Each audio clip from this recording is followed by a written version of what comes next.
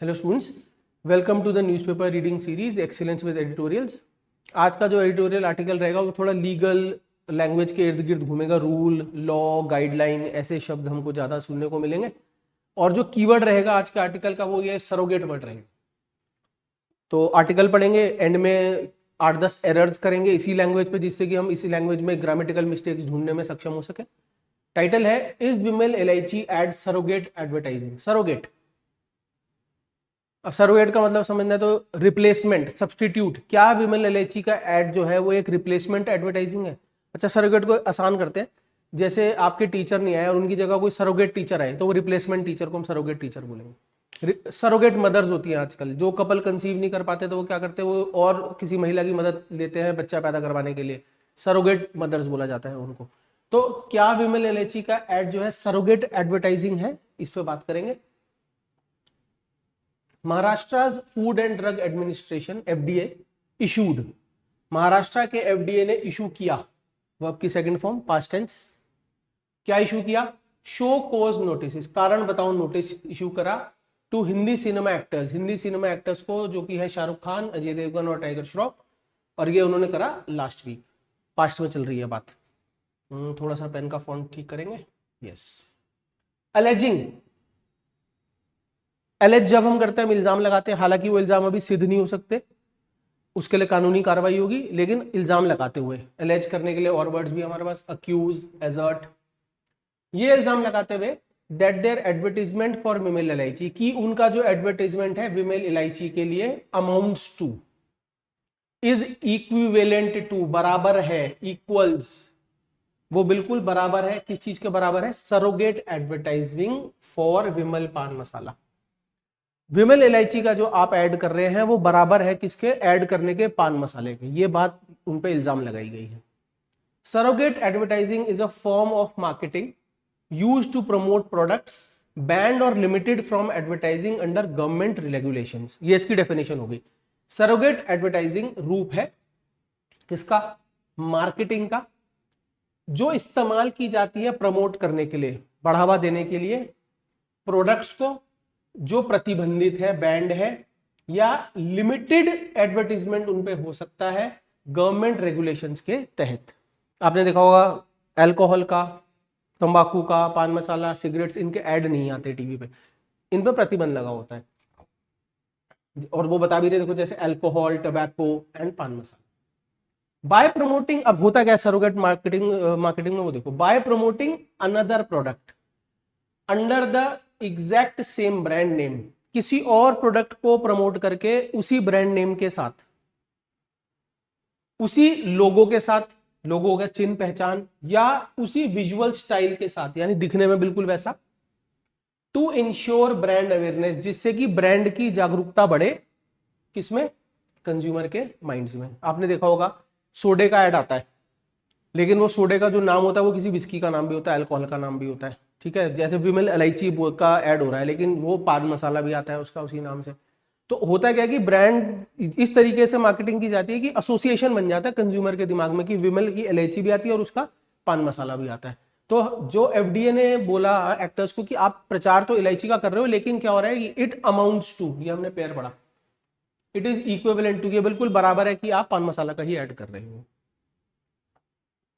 The notice ask the 3 actors, notice मांग करते हैं तीनों एक्टर्स से, टू एक्सप्लेन, कि वो एक्सप्लेन करें, समझाएं, their role in the ad, कि उनका क्या रोल निभा रहे हैं एड में, which in the FDA assessment, जो एफडीए के असेसमेंट अनुसार, एफडीए के एस्टिमेशन के अनुसार, आकलन अनुसार, क्रिएट्स एन एसोसिएशन, वो तो भैया एक एसोसिएशन क्रिएट करता है, रिलेशन क्रिएट करता है, विद द विमल पान मसाला ब्रांड, किससे? विमल पान मसाला ब्रांड से, a product currently prohibited in the state, और ये वो प्रोडक्ट है जो इस समय प्रतिबंधित है राज्य में, and could amount to its indirect promotion, और बराबर है, इक्विवेलेंट है उसके इनडायरेक्ट प्रमोशन से, यानी कि आप प्रमोट तो इलायची को कर रहे हो, लेकिन इनडायरेक्टली क्या प्रमोट हो रहा है? Paan masala. The latest action reportedly marks the first instant, ये जो हाल ही में एक्शन लिया गया है, ये पहला इंस्टेंस है, पहला उदाहरण है, ऑफ द रेगुलेटर, रेगुलेटर यानी एफडीए की बात हो रही है, एग्जामिनिंग सरोगेट एडवर्टाइजिंग, कि पहली बार रेगुलेटर एग्जामिन कर रहा है, जांच कर रहा है किसकी, सरोगेट एडवर्टाइजिंग की, even as it ramps up it crackdown, और उस समय पे भी जब वो रैंप अप कर रहा है, किस चीज को जब मैं रैंप अप करता हूं, इंक्रीज करता हूं, तीव्रता बढ़ा देता हूं, इंटेंसिफाई कर देता हूं, और किस चीज को बढ़ा रहे हैं, क्रैकडाउन, धरपकड़, कानूनी कार्रवाई, उस समय पे जब वो कानूनी कार्रवाई को बढ़ा रहे हैं किस पे, गुटखा पे, पान मसाला पे, और कोई भी ऐसी चीज जिसमें टिबाको या nicotine. What the law says on surrogate advertising, अब कानून क्या कहता है सरोगेट एडवर्टाइजिंग के बारे में। द सीसीपीए जो कि है central consumer protection authority under the department of consumer affairs had notified, CCI जो है, सीसीपीए जो है नोटिफाई कर चुकी थी, नोटिफाई का मतलब एक्सप्रेस कर चुकी थी लीगल तरीके से, क्या, guidelines for prevention of misleading advertisements, guidelines हो गए, नियमावली, नियम किस चीज के लिए, प्रिवेंशन के लिए, प्रतिबंध लगाने के लिए, किस पे, गुमराह करने वाले एडवर्टीजमेंट्स पे, और एंडोर्समेंट फॉर मिसलीडिंग एडवर्टीजमेंट, तो उन्होंने नियमावली व्यक्त कर दी थी किस पे, किससे संबंधित, कि गुमराह करने वाले एडवर्टीजमेंट्स को प्रतिबंध करने के क्या नियम होंगे, और उनके एंडोर्समेंट, किस तरीके से ऐसे एडवर्टीजमेंट्स को एंडोर्स करा जाएगा, बढ़ावा दिया जाएगा, उससे संबंधित भी उन्होंने क्या कर दिया था, कानून पहले ही बता दिया था। कब, इन 2022 टू कर्ब, जब हम किसी चीज को कर्ब करते हैं, रेस्ट्रिक्ट करते हैं, बाधित करते हैं, रेस्ट्रेन करते हैं, कर्ब करने के लिए मिसलीडिंग एडवर्टीजमेंट्स को, गुमराह करने वाले एडवर्टीजमेंट्स को, एंड प्रोटेक्ट्स कंज्यूमर्स, और कंज्यूमर्स को प्रोटेक्ट करने के लिए। तो ये इन्होंने बताया कि सीसीपीए ने ऐसा क्यों किया था। The CCPA was established under Section 10 of the Consumer Protection Act. Was established, was के साथ वर्ब की थर्ड फॉर्म पैसिव वर्ब है। CCPA स्थापित हुई थी सेक्शन 10 के तहत कंज्यूमर प्रोटेक्शन एक्ट के 2019 में, फॉर रेगुलेटिंग, क्या करने के लिए, रेगुलेट करने के लिए, मैनेज करने के लिए, हैंडल करने के लिए, मैटर्स को, मामलों को, रिलेटिंग टू, जो संबंधित थे किससे, violation of rights of the consumer, जो संबंधित थे कंज्यूमर्स के अधिकारों के हनन से, जो संबंधित थे अनफेयर ट्रेड प्रैक्टिसेस से, व्यापार के वो तरीके जो उचित नहीं है उनसे, और फॉल्स या मिसलीडिंग एडवर्टीजमेंट, जो संबंधित थे झूठे या गुमराह करने वाले एडवर्टीजमेंट से, विच आर प्रेजुडिशियल टू, जो प्रेजुडिशियल टू का प्रपोजिशनल पेयर है, जो हार्मफुल टू थे, जो चोट पहुंचाने वाले थे, नुकसानदायक थे, किसके लिए, the interest of the public, public के हितों को, एंड कंज्यूमर्स, और कंज्यूमर्स के हितों को, एंड टू प्रमोट, और ये किस लिए बना था, टू प्रमोट, बढ़ावा देने के लिए, प्रोटेक्ट करने के लिए, इंप्लीमेंट करने के लिए, किसको, the rights of consumers as a class, consumers के हितों को इंप्लीमेंट करने के लिए बतौर एक श्रेणी की।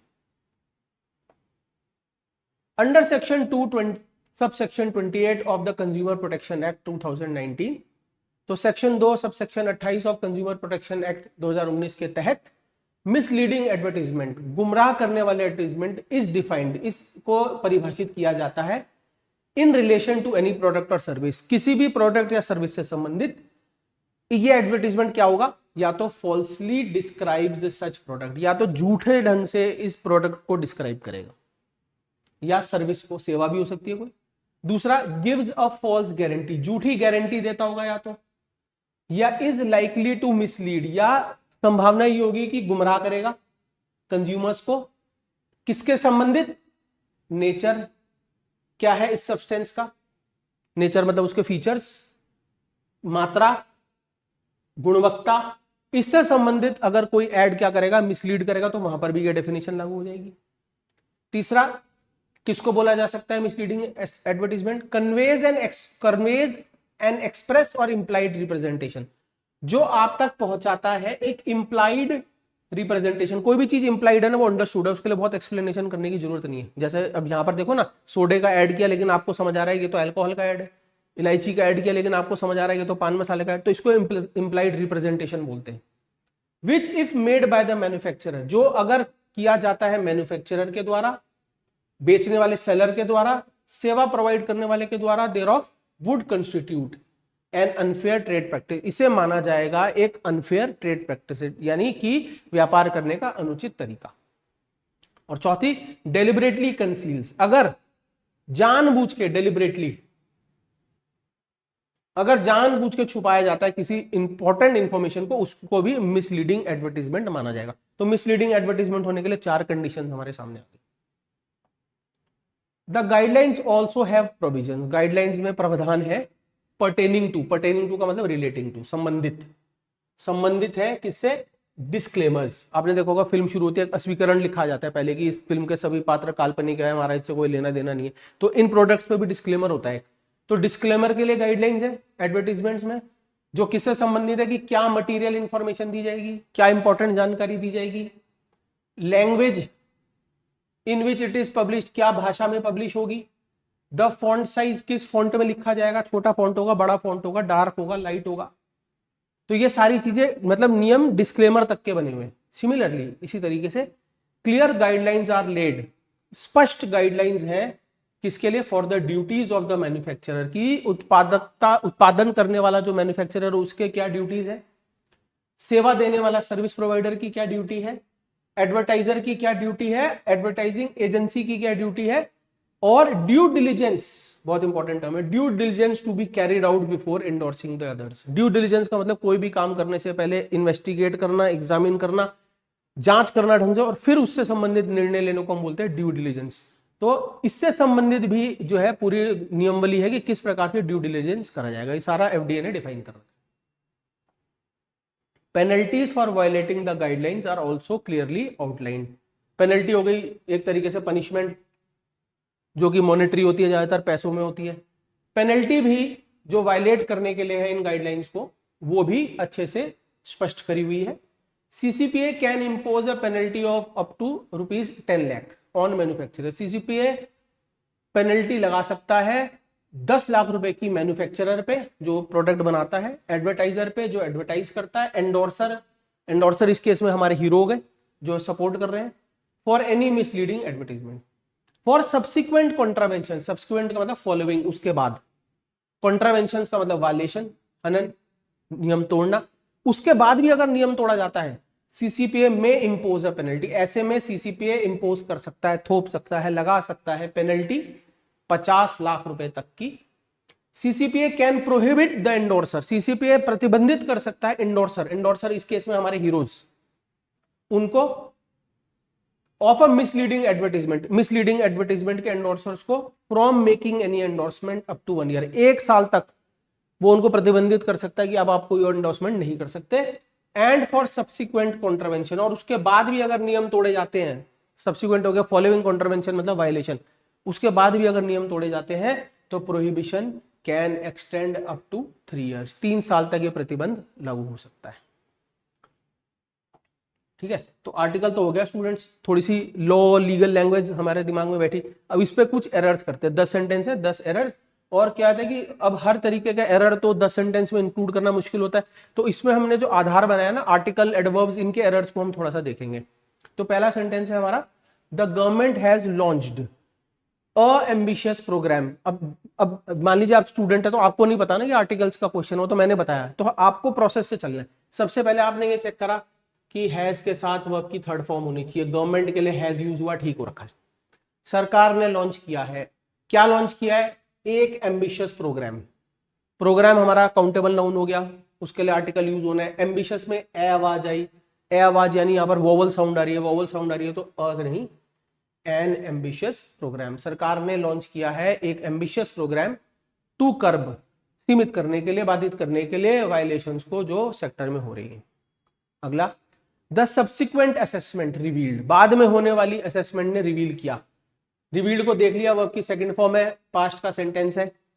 बाद की असेसमेंट ने, बाद के आकलन ने ये रिवील किया, ये दर्शाया कि the agency had deliberately concealed, agency ने जानबूझ के छुपाया था। हैड के साथ वर्ब की थर्ड फॉर्म चेक कर ली, ठीक है। क्या छुपाया था, सेवरल क्रूशल इंफॉर्मेशन, गलती दिख गई, इंफॉर्मेशन अनकाउंटेबल नाउन, प्लूरल में यूज नहीं होगा। अगर आप उसके बाद सेवरल यूज करना चाहते हैं तो आपको फिर पार्टिटिव का इस्तेमाल करना पड़ेगा। Several pieces of crucial information, अगर आप सेवरल इस्तेमाल करना चाह रहे हैं, अगर सेवरल इस्तेमाल नहीं करना चाह रहे तो सिर्फ क्रूशल इंफॉर्मेशन से भी काम चल जाए। तो सब्सिक्वेंट, बाद में होने वाले आकलन ने रिवील किया कि एजेंसी ने जानबूझ के छिपाए क्या छिपाया है, जो बहुत सारी इंपॉर्टेंट जानकारी थी किससे, इन्वेस्टिगेट करने वाली अथॉरिटीज से। फिर third, the new guidelines are particularly important. नई गाइडलाइंस प्लूरल, पहले चेक करा गाइडलाइंस प्लूरल आर, ठीक है। नई गाइडलाइंस विशेष तौर पे इंपॉर्टेंट है, किसके लिए, इंडस्ट्रीज के लिए। पर्टेनिंग टू, जो संबंधित है संवेदनशील सेक्टर से, यहां तक भी ठीक है। वेयर, जहां regulatory oversight remains relative weak, जहां पर जो नियमों की ओवरसाइट मतलब मॉनिटरिंग, निगरानी जो है वो काफी वीक है। वीक एडजेक्टिव, एडजेक्टिव को मॉडिफाई करने वाला वर्ड वो होगा एडवर्ब, तो रिलेटिव की जगह होना चाहिए रिलेटिवली, ठीक है। देखो क्या होता है, जब क्लास में हम क्या पढ़ते हैं तो सिंपल लैंग्वेज में सेंटेंसेस होते हैं, लेकिन इस एग्जाम में इस भाषा में आता है, इसीलिए हर आर्टिकल में मैं ये ले रहा हूं कि ये भाषा में हम थोड़ा ट्रेन हो जाए। फिर द अथॉरिटीज हैव टेकन, पहले मैंने चेक करा अथॉरिटीज प्लूरल है, हैव आना चाहिए, हैव के साथ थर्ड फॉर्म आना चाहिए, यहां तक ठीक है। अथॉरिटीज ने अनप्रेसिडेंटेड स्टेप लिया है, गलती दिख गई आप लोगों को। स्टेप नाउन है, काउंटेबल नाउन है, आर्टिकल आएगा उसके लिए। अनप्रेसिडेंटेड में अ वोवल की आवाज आ रही है, तो यहां पर अ की जगह होना चाहिए एन अप्रेसिडेंटेड स्टेप। अथॉरिटीज ने एक अनप्रेसिडेंटेड कदम उठाया, अनप्रेसिडेंटेड जिसका कोई पूर्व उदाहरण नहीं है, पहले कभी ऐसा नहीं हुआ। क्या करने के लिए, धरपकड़ करने के लिए, किसकी, एंटिटीज की, जो एलिजेडली सरकमवेंट कर रही है। सरकमवेंट बहुत बढ़िया वर्ड है। सरकमवेंट को ऐसे समझो कि आप सीधा जा रहे हो, आपके रास्ते में एक बाधा आई, इससे बचने के लिए आपने रास्ते को चेंज करा, बाईपास करके आगे निकल गए, सरकमवेंट। तो जो क्या कर रहे हैं, बाईपास कर रहे हैं किसको, रेगुलेशंस को, नियमों को। Fifth, the report raises serious concerns, report जो है सीरियस कंसर्न्स, सीरियस चिंता जो है व्यक्त करती है, किसको लेके, द मैनर इन विच, उस तरीके में जिसमें the policy was deliberate and effective implemented, उस तरीके से जिससे पॉलिसी इंप्लीमेंट करेगी। तरीका अगर मैंने बताना है वो तो एडवर्ब का काम है। उस तरीके से which was deliberately and effectively implemented, जिस तरीके से पॉलिसी को जानबूझकर और कुशल तरीके से इंप्लीमेंट किया गया रीजन्स।